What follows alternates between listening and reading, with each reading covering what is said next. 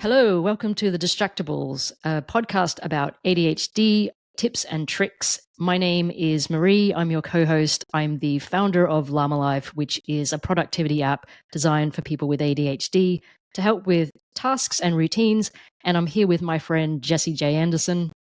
Hey, I'm Jesse. I'm the author of Extra Focus, the quick start guide to adult ADHD. And I also run a weekly newsletter, cleverly also named Extra Focus. And we're here today with Ryan Mayer. Ryan is a certified ADHD coach on a mission to empower others to navigate the storms in their lives caused by ADHD and other invisible disabilities. Ryan's a fellow ADHDer as well. And today we're going to be talking about an interesting topic, ADHD in the house. So ADHD at home. How do you deal with managing your household, keeping things up to date, getting those boring chores done? Hey, Ryan, welcome to the show. I am a distractable, so I belong here. This is perfect. And I'm so glad that I am here because this helps me to generate Extra Focus, the book by Jesse J. Anderson, your fellow co-host. You can see from here that I've actually read a pretty good amount of it. And for those who are just listening, I have a bunch of bookmarks and papers and folded edges. Yeah, So that that's looks how like that looks like a well-used book. That's good. You're doing well. You're doing well. I struggle with reading a lot. So This is right here on the top shelf. Nice.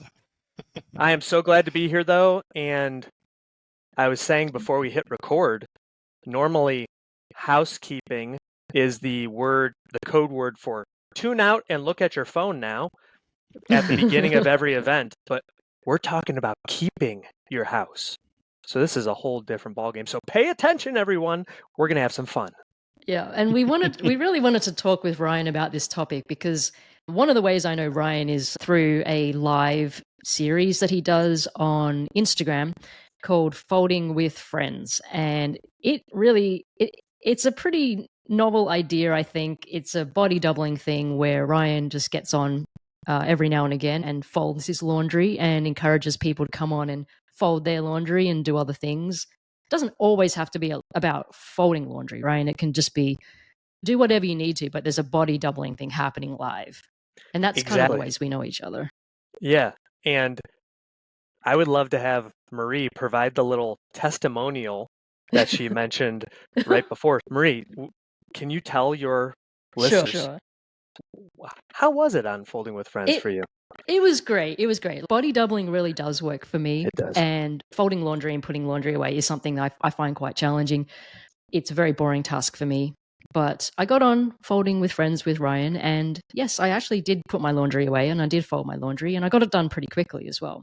I believe I got it done before we finished the session. You did. And I moved on to some other stuff. But yeah, it was really helpful. Yeah, and it's something that obviously all of us have laundry and none of us want to do it for the most part. And so I figured, why don't I just make it fun by inviting 500,000 of my closest friends to watch my wife and I fold our laundry? And one of the questions we get, because I know that Marie and Jesse both know this, but you listeners may not, my wife and I have 3 kids under the age of 8. Andrea, my wife, is a physical therapist in a hospital setting, and I play basketball a couple times a week. So the point of mentioning all that is we generate a lot of stinky laundry. So people will literally ask during the live, is that all really your laundry? And was this all really from this week? And we always are like, these aren't props. Like, these are all actual clothes that we have to do every week. And what's amazing is when we don't do it during Folding with Friends, if we don't work on our laundry, then it doesn't happen. So it just proves the point of body doubling, having a routine, making it novel and interesting, because I never know where the conversation is going to go. So I don't even really have to think about what I'm doing because I'm enjoying the conversation. Yeah, I think while folding. Yeah, I think the funny thing with like body doubling is it's like one of those things that it just doesn't seem like it should work. But whenever I do it, if I'm trying to do some paperwork or something like that, just hopping on a Zoom call with somebody where they're working on something else, there's some weird magical property that suddenly I find this ability to get that stuff done. And like you're saying, sometimes the laundry thing is great because you're basically busying your mind with the conversation, and then you're just kind of like your arms or whatever, like going through the routine of getting the thing done while you're focused on the conversation. Whenever I'm doing chores around the house, they're so boring and I hate it and I don't want to do it. And I'm like, there's no dopamine here. So I basically do zero chores unless I have my headphones in. And that is the way that I'm able to get stuff done around the house, because then I'm getting the dopamine of, oh, I get to listen to my favorite podcast or whatever it is, or there's a new album from one of my favorite bands. I can crank that up and listen to that. And then I'm just going through the motions of taking out the trash or mowing the lawn or whatever it is, while really what I'm focused on is whatever I've got pumping into my ears. So that can provide the dopamine that just isn't at all present for the chores. Yeah. Same. So what you're saying is you can set it and forget it in a way. Yeah. Exactly. I definitely think when you're doing the chores, it's so boring that you've got one half of your brain going, this is boring, this is boring, this is boring. I want to do something else. And it's super restless. And so when you listen to something else, like a podcast that sort of takes care and entertains that part of your brain, then the other part can go on automatic mode and just do the chores. And I even go one step further where I go, I'll listen to one of my favorite podcasts, but I can only listen to it when I'm doing chores. So I save it for that. And I'm like, okay, you want to listen to it, then you got to do the chores. And that helps me as well. And I think because the podcast is half an hour or something like that, I'm going to do the chores until the end of the podcast or to the end of the show or whatever it is. So then I know there's like a fixed time as well. So that sort of helps me time box it, I guess. Yeah, it's a bit of gamification too, because, okay, I can totally push myself. I can do this for another 15 minutes or whatever. And when I actually saw this, I think you put this in Extra Focus, Jesse, about listening to something. And so when I read that part, I was like, oh, cool. I didn't even know that we both did that already. But I was like, that's just like me. That's why I see a lot of other people in our neighborhood will get a lawn care service, and they've stopped by or dropped off flyers, and I had a neighborhood kid say, hey, Mr. Mayor, can I mow your lawn? Step back, kid, because this is my time. This is the only time I get to be essentially alone and read. That's how I read. And Andrea will be like, why does it take you so long to mow the lawn? And I'll go, I had a really good book I was listening to, so I'm going to make sure those edges were super crisp. But yeah, so I actually end up literally looking forward to mowing the lawn, because just like you, Marie, when you were saying like that's the incentive, I'm so excited because I'm like, ooh, I just got this book. I can't wait to listen. Totally, yeah. What about other types of chores, like doing the dishes and stuff like that? I saw this hack on, I can't remember where, I think it was Instagram, but basically what I do now is I boil the kettle because I like drinking like hot drink. So I fill the kettle and I'll boil the kettle. And that will take like a minute or 2 minutes or something. And while I'm boiling the kettle, I'll do the dishes. And I try and do the dishes before the kettle finishes. So again, it's like a competition. It's like a challenge. Yeah, you make it a little challenge. Of a little time box thing there. And I'm like, okay, cool. All right, the kettle's on, it's starting. And then I'm like, okay, quickly fill up the sink and get everything, clean everything, rinse it off. And I'm like, yep, I'm done. And then I'm like, okay, I can have my hot drink. So I do that. And that, for some weird reason, the kettle thing really works for me. It really, I don't know. It's because I have to flick the switch as well. There's a physical part of it where I flick the switch to turn the kettle on. And I'm like, okay, go. And it's weird. That. It's really weird. I love that. It's like a marker. I can feel the switch go. And then I'm like, all right, go, start. And I'm racing against the clock. It reminds me of when I'm talking with my clients, because as you heard in the intro, I'm an ADHD coach. It's so tempting for us with ADHD to judge ourselves unnecessarily. So wait, I need to boil the kettle just to do that thing? Yeah. And so it might feel or sound weird, the things we have figured out that work. Yeah. But who cares? People will ask me, don't you feel weird that you're like folding your underwear on the internet? And I say, no, because that's how I'm able to get it done. And we set a timer as well. And so we're racing the clock, but we're also having fun, but it keeps me on track. Because if we didn't have the timer, I would just talk and Andrea has to be like, Ryan, laundry, or people will say in the comments, hey, are you doing any laundry or is it just Andrea? Right. So like sprinkling in all these little tips and tricks that we know about, Yeah. but you can bring them in from like all these different parts of life and bring them in the house.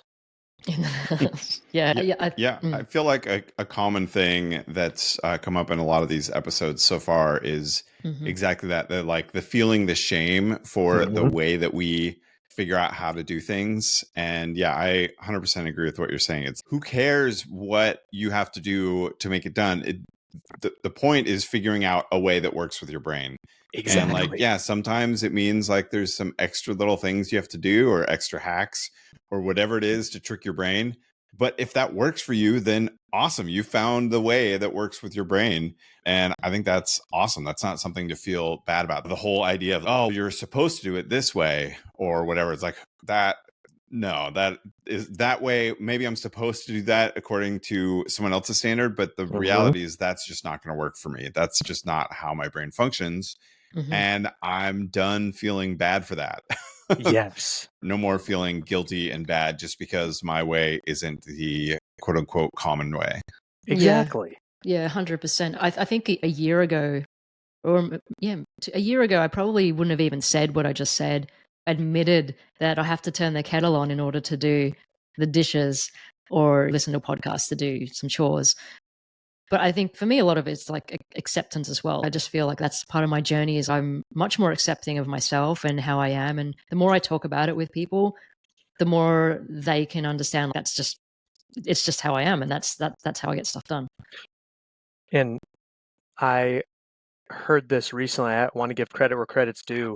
I don't know if either of you know Dave Thompson from Potentia. Anyway, he's a really good guy and neurodivergent. And he said, we need to take things from being so formal, make them less formal and more normal. So let's normalize things so that who cares? Just get it done. Whether it's at home, at work, or whatever, as long as we get the result, which cleaning up or doing the dishes or putting the laundry away, as long as the thing gets done, that's what we're after in the end. Yeah. Being an ADHD coach, I imagine you see these sort of things we're talking about a lot with people struggling with kind of the common household chores or like just feeling guilty about the way they do things.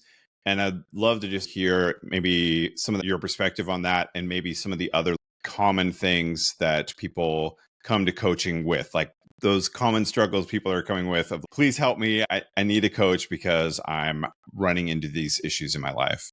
Totally. And thanks for asking that question because I think there's a lot of folks out there that don't really understand what is an ADHD specific coach. Someone who is an ADHD coach doesn't necessarily have to have ADHD, but it's really helpful if you do, because for someone like me who I'm still battling this every single day, I can just relate to the clients on such a deep level.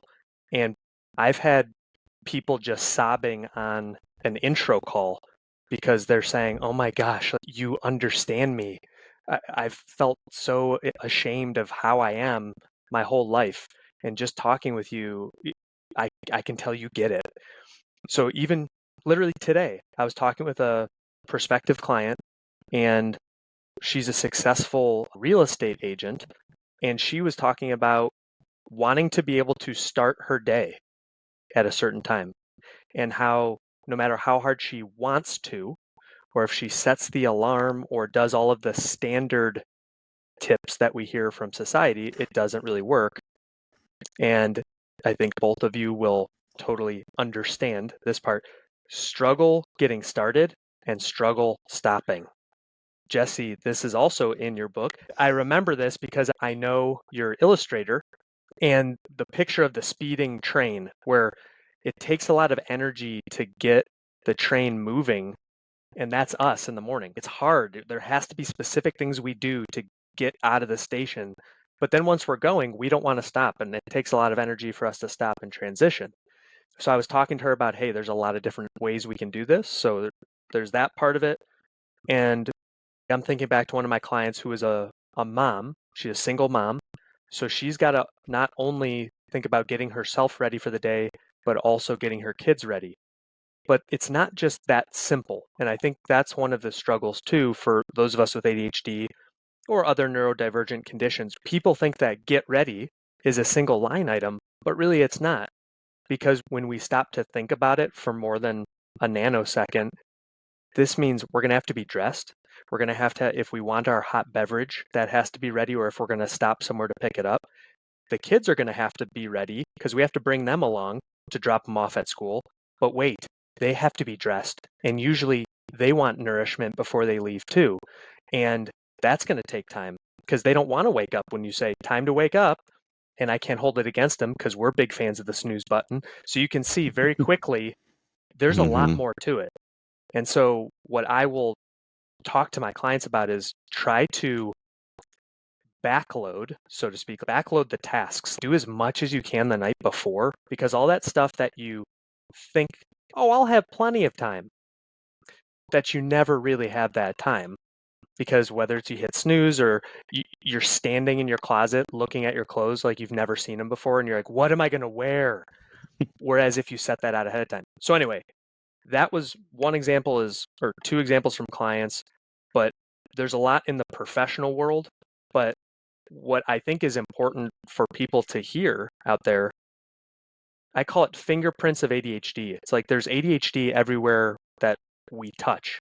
And that doesn't stop when we leave our offices, whether you work remotely or in a physical office. Yes, there's going to be struggles at work, but that carries over to home too. So for other clients, it's being present with their kids. So shutting down work, putting their devices away. That's thinking about that is scary for us.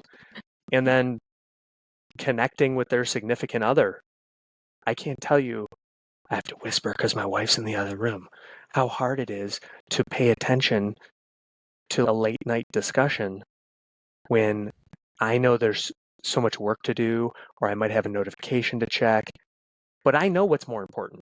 So in order to make sure myself and my clients are able to improve the odds of them keeping their promises to themselves so that they're not upset with themselves the next day, we just do what we need to do to hit that goal. So in this case, it could just be, I'm going to give away this really big piece of advice, this piece of coaching. So if you haven't been listening closely, here's the free coaching right now. Charge your phone away from your bed. Yeah. I was gonna say the same. Yeah, it's like it can't be that easy. Really? Have you tried it? Because as soon as I did that, and my clients who have tried it, they're like, Ryan, this changes everything. Yeah. So I know there's plenty more we could go into, but those are some examples, Jesse. Yeah, those are great. You reminded me of a couple things I wanted to mention also. Yeah. So talking about, get ready in the morning, and that's actually 20 tasks. And you often aren't thinking about what all of those contain. It reminds me with my kids, sometimes we'll do like little chore charts for them getting work done. And the thing that really helps a lot is picturing, what does this look like when it's done? Rather than just saying, hey, clean up your stuff from school or whatever. It's, what does this look like when it's done? The jacket is hanging on this hook and the backpack is over here and your computers are over on this desk and they're plugged into the charger. And being able to see that, what is it supposed to look like at its end state, at that finish line, that can make it a lot easier, I think, to get those chores done. That's like a home example, but I have that problem with work too. Sometimes if I have a project and I don't really know what it's supposed to look like at the end. Oh my gosh, totally. Then I will just dawdle on it and I'll just be stuck. And sometimes I won't even know that I'm stuck. And the reason is just, I don't know what it's supposed to look like at the end. And so I'm just swimming in circles. And that's what my kids are often doing with their chores, because they don't know how it's supposed to look. They're just pushing things around and moving things, but not actually making the progress that they think they're trying to make. Yeah. I also try and think of how am I going to feel at the end? Like, that's how a great good. one. I sometimes I make a feel good list. If I get these 3 things done, or even just one, how good am I going to feel after that? I'm going to feel so relieved. I'm just going to feel like I can do something else and without any guilt. And I try and focus on that feeling a lot. Doesn't always work. But I think the point of this podcast is to gather a lot of different tips and figure out what works in that moment, because something that works today might not work tomorrow. It just depends on how you're feeling and your brain's wants to behave at the time. But sometimes I'm like, okay, how am I going to feel? Am I going to feel good after this? And just go, how good would it feel? And then that sometimes is enough to push me over the line. Nice. I just want to build on one thing that Ryan said about the charge your phone in the other room. When you tell your clients that, are you also saying like set an alarm on that phone? Like it's not just putting the phone out of your reach, but actually having your morning alarm on the phone. So you have to literally get out of bed to turn it off. Yes, that's absolutely part of it. It's a dual purpose suggestion because one, you get to set the alarm so it forces you to get out of bed. Mm-hmm. But then the opposite is what you want during nighttime, which is, I can't fall asleep. And normally I always say, reach your arm out. Is your phone within arm's reach? Okay, that means it's too close. Yeah. And it's funny because I underestimate my own laziness. Mm-hmm. And when I charge it, literally, I can see it. It's 10 feet away. It's still in the room.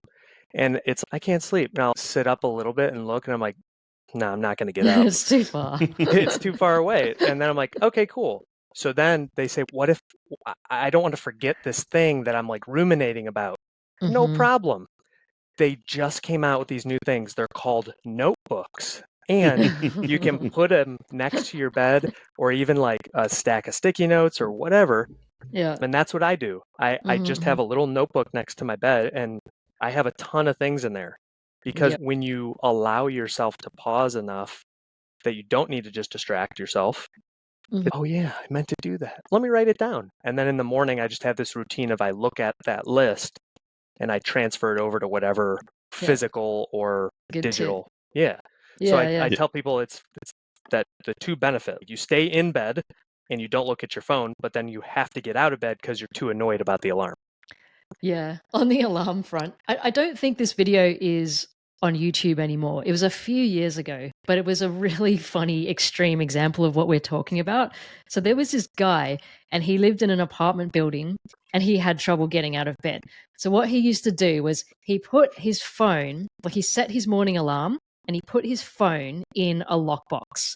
And he put that lockbox outside of his apartment, down the elevator, and in the front lobby of the apartment building.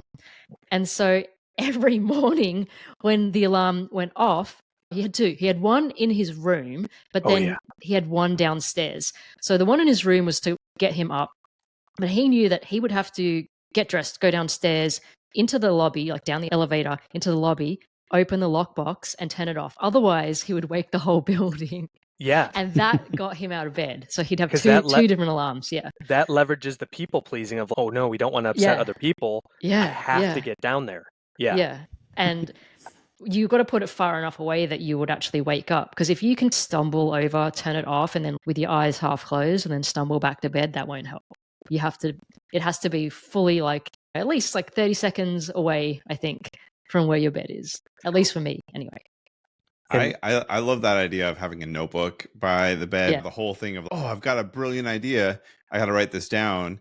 And then I grab my phone to write it down, and I don't write it down. I go straight to some slot machine where I'm pull to refresh. Oh, is there anything cool on Threads, on Instagram, and my email? And there never is. But now that idea is long gone. I never wrote it down because once you grab that little handheld dopamine machine, you go straight for the dopamine. Gosh.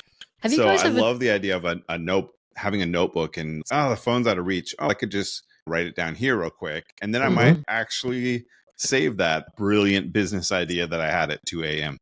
Yeah. Have you guys ever tried the grayscale thing? So on my phone, after a certain time, so I've got an Android phone, and after a certain time, like it can automatically turn on grayscale for the whole screen. And that helps a little bit because it doesn't feel as dopamine-y. And I think on iPhone, you can do a similar thing where you can change the colors and make it grayscale. Does that help you guys? Yeah, I went extreme where there's an app that's basically like a widget, and it makes your phone mimic the light phone. Oh, where instead of yeah. having a Yeah, bunch of yeah. app icons, it just has like a list of like words that you can Oh, tap to open email or My, whatever. my friend makes that up. Oh, does he really? Yeah, Oh, yeah. nice. I think there's a few Well, different ones, but he makes one of them. Yeah. yeah, so I found one, downloaded it, set it all up. It was awesome. And then an hour later, I was like, I hate this. I want my pretty icons and everything back. I think it's too tempting. If it was properly the light phone, so for those who don't know that, the light phone is like a really basic, dumbed down. Well, it's not a smartphone. It's basically like just you can make calls, messages, and I yeah. think you've got maps and maybe some basic internet stuff, but there's no colorful icons. There's not like a massive app store or anything. And it's just a list of words. When you turn it on, it just says like phone, messages, maps, etc. Yeah, I feel like it's a great promise. And then with Mm. that, you're stuck. You can't switch like I did. Yeah, But from you what have to I've go heard, all in. a lot of people, the reviews really just say that the problem is it only does a few functions and then it does those really poorly. And so people said like texting on it is actually really difficult, which makes it feel painful to use and stuff like that.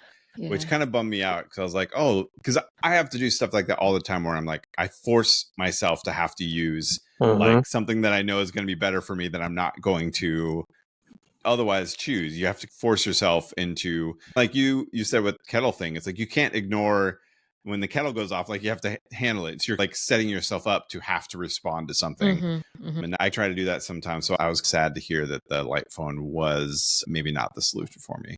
Yeah. But I hope maybe the next one will. It's interesting, as you both told those stories, it reminded me of two of my clients for two different things. One, when Marie told the story about the guy in the apartment complex with the alarm, I had a client of mine who, because he is ADHD and he did programming, he could do it at whatever time.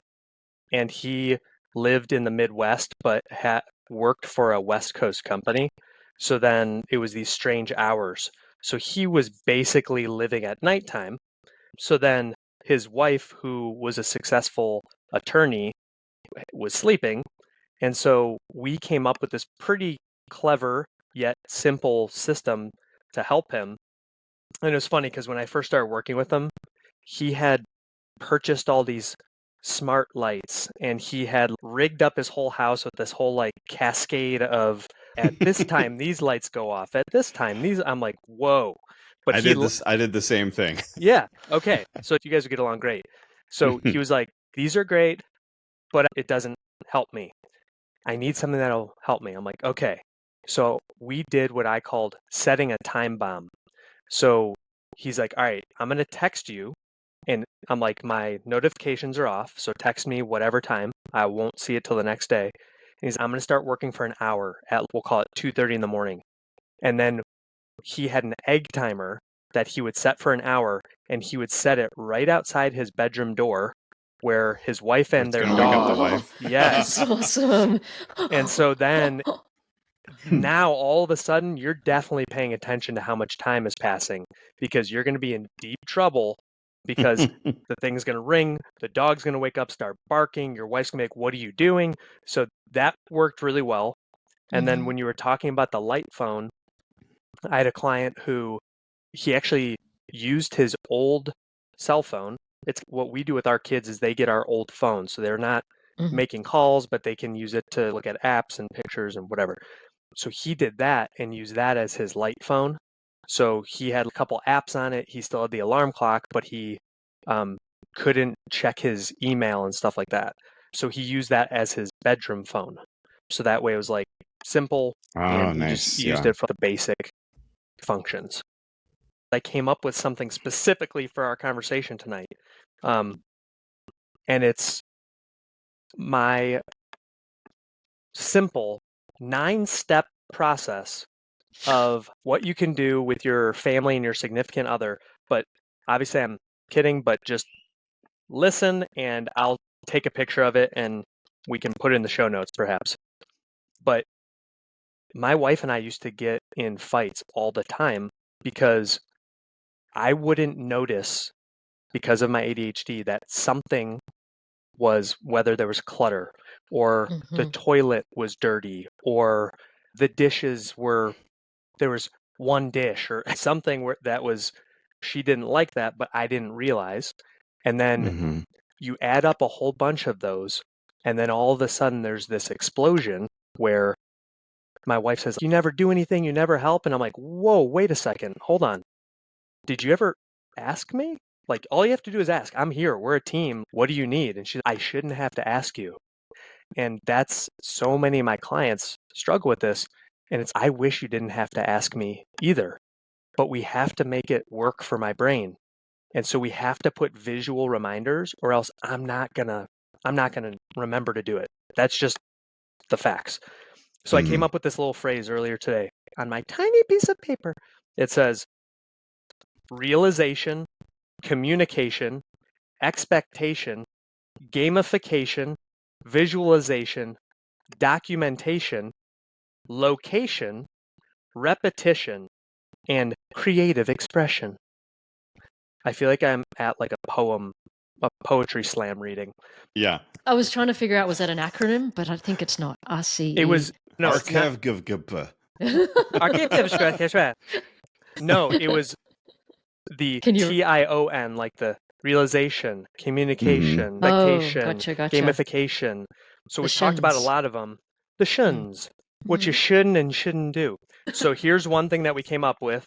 And again, if someone's just listening, I'm holding up a handwritten sign on a sticky note that I've reinforced with packaging tape so that it's waterproof. And what my wife does now is whenever she runs the dishwasher, so we do divide and conquer, and I've just told her I just have this aversion to loading the dishwasher. I don't know why, but that's just what it is. So she'll load it and she'll start it, and then when it's started, she will hang this note says clean on it in really big letters and underlined. So then she'll put that on there, and then that catches my attention because it wasn't there last time when I walked in the room.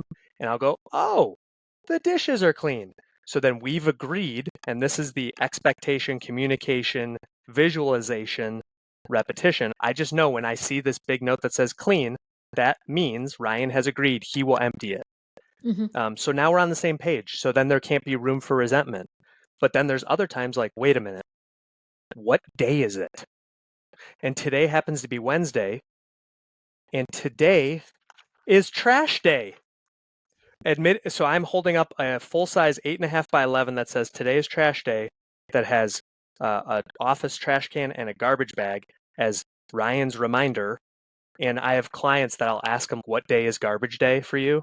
And then I'll literally send them a picture of this and we have a laugh about, thanks for the reminder, I totally forgot.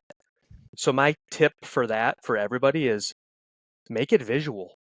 And this is fun for me because while we were talking, I was like coloring all this, which helped me to pay attention. So just do it in whatever way you need to. This is a huge, like bright pink piece of paper, so I can't miss it. I've tried little sticky notes and that doesn't work for me. It's got to be humongous.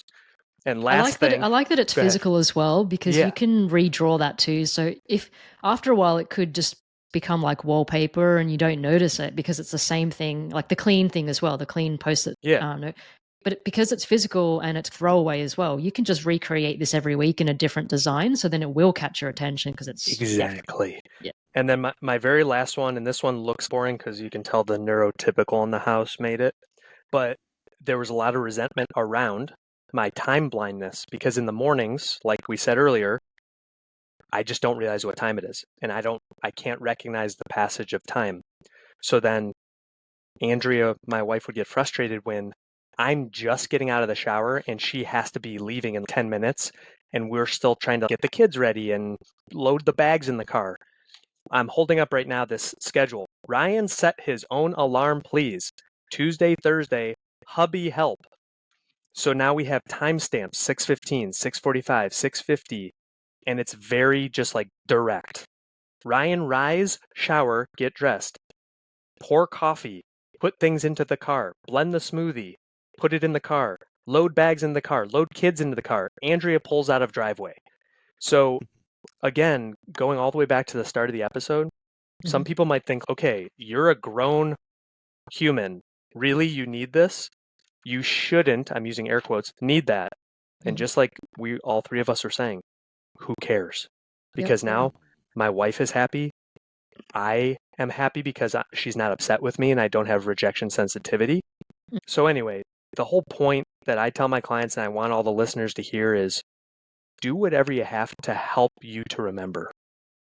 And if you have a partner as well, to get it out in the open and set that expectation that I want to help, I want to do Yes, this, exactly. but my brain just works a bit differently. There is an app that can help you with that, Ryan. Create that routine. It's called Llama Life. I've heard of it. I use it literally every single day. I mention it, and it is a soft plug, but I do mention it because a lot of our community members use it for routines, exactly like what you just said, like 6 o'clock, 6:15. And some of these little steps are like 2 minutes or 3 minutes, and I use it myself for this, and it really just helps keep you on track because I've done that. Click, click. Ryan, if people want to find you online, where can they find you? I first just want to say I had so much fun. I knew we would have fun. So thank you for having me. And thank you both for the work that you're doing every day to help to make this more normal and less formal. And I'm just grateful to have you both as friends in this whole thing. But yes, if there's listeners out there that are looking for a little bit more personalized support, I'm here to help, because the way I like to describe it is I've become the resource I always needed but could never find. So I just had to become that for other people. So you can find me at ryanmayercoaching.com, which is Mayer. And then on many of the socials, I'm at ADHD Coach Ryan or at ADHD Coach Ryan Mayer. But yeah, I have group coaching, one-on-one coaching, and even recently, AI coaching with Robo Ryan. So if you're wondering about that, come book a call with me. It's free. Would love to learn how I can help. And also folding with friends. Oh my gosh. And if folding with friends, even if it's not for laundry, it's every single week, 8:45 p.m. Eastern on Tuesdays. And I'm proud to say we've done it. We've only missed 2 Tuesdays in 2 years, which is crazy. So Nice. Yeah. again, thanks for having me. And just everyone who's listening, just know you're not alone. And it is hard, but that's okay because we're in it together.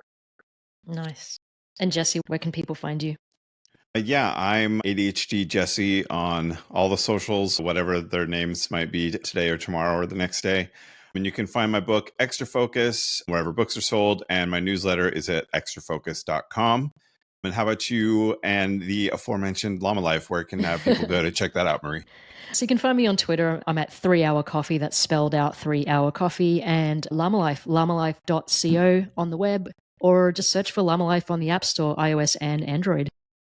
Thank you so much, Ryan. This has been great. And we'll see everyone on the next pod. ADHD in the house.